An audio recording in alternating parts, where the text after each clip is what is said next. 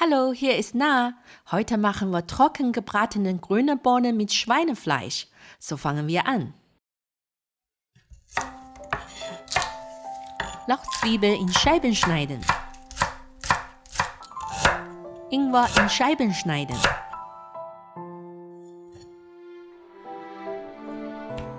Schweinerücken in Streifen schneiden.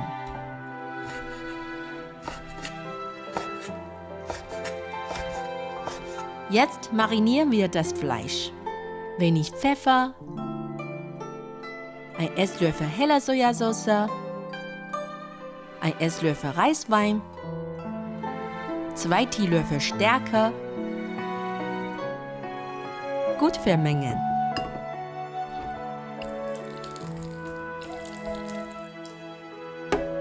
Die Bohnen sind gründlich gewaschen. Wir knipsen die Spitzen und Enden ab, dann die Fäden abziehen.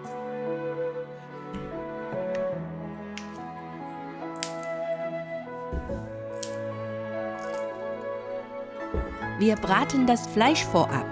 Wenig Öl in die heiße Pfanne. Die Fleischstreifen kurz braten.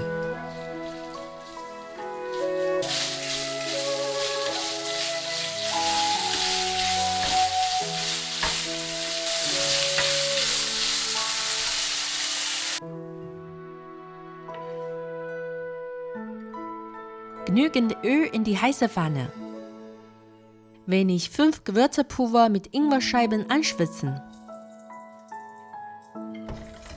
Grüne Bohnen in die Pfanne geben. Halbe Teelöffel Salz. Weiter rühren.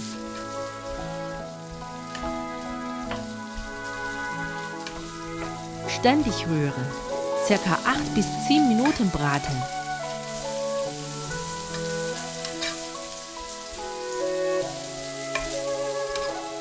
Wenn die Oberfläche schrumpelig geworden ist, nehmen wir die Ingwerscheiben aus. Das Fleisch in die Pfanne geben, Lauchzwiebel auch dazu. Gut rühren, nur kurz braten.